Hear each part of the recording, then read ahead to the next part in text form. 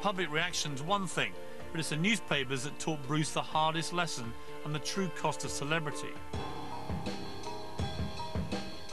The moment he joined the street, the papers dug into his past, and they uncovered an astonishing story from Bruce's life that happened 20 years earlier. In the week running up to you getting the part of Les Battersby, this story came out about you, which I found, gripping, fascinating, that I had no idea had been part of your life and clearly had a huge effect on you. Was this episode when you actually found one of the Yorkshire Ripper's victims dead? I found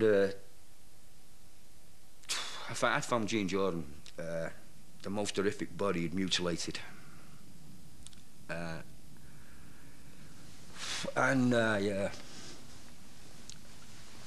had an allotment with a friend I worked with, and we bought a big second-hand shed. So I decided to get the wheelbarrow, hammer and chisel, waste ground over there, get the bricks for the base of this shed. And I'd rolled my barrow over this girl 5 times. I'd gone over her. As I went back the 6th time, it had all been moved and she was there. And I didn't realise at first it was a body. I thought it was a tailor's dummy that had been, you know, one of these tailor's dummies you see in your life. And I shouted my mate over, and another guy came over with his little Jack Russell. I remember that day as vividly now as it was then. I ran over the road, phoned the police, 999. Within minutes, there was that many police cars there, you wouldn't believe it. I got put into a police van, taken away. Because it is incredibly traumatic to come across such a scene, isn't it?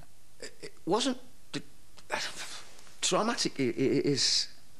I mean, she had her hair burnt, face smashed in, disemboweled. I had.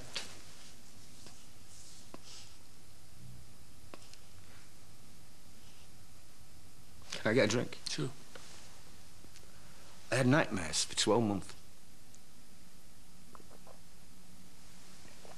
Still do. Still do. I walked away from... I didn't get in trouble. There was a young copper in a police station who sat me in a canteen, I had a cup of tea.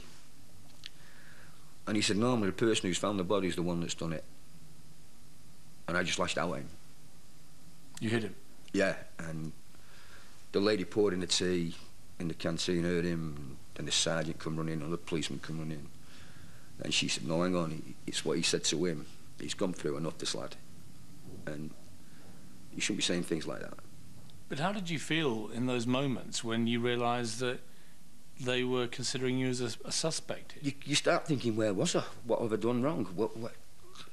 Your mind starts racing. Panicking? It's pure panic. You can't... Your mind is going and going and going, and you're thinking, Jesus, did I do this? And was I... People looked at you funny. Did he murder her? Did he do it? Is he the Ripper? And I thought I was strong enough to deal with all this, you know, and you're not. You're not strong. For your wife, this must have been...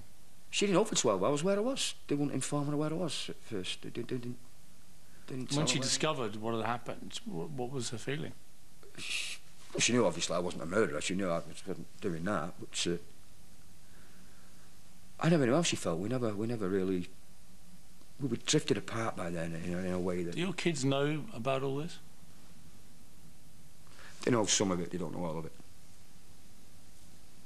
No one does. About you now. Your wife left, I mean, everything collapsed around you. I went away, yeah, I went away. I left 2 children with my mother. So everything in the following year just collapsed for you? Yeah, it just nothing. You had to run away from it all? Yeah, I just ran away. Yeah, I ran away. I had to get away from it. It was my 2 children that kept me going, I think. If I'd have that time, I think I'd have ended it all. I'd have gone. In 1977, Bruce's life was devastated by this grim episode. His first marriage collapsed as he struggled to come to terms with what he'd seen. For 20 years, Bruce pushed this horror to the back of his mind. He remarried, then landed his dream job on Coronation Street, only to be confronted once again by the past. This story about you came out. It came out again. Do you know how that came out at the time?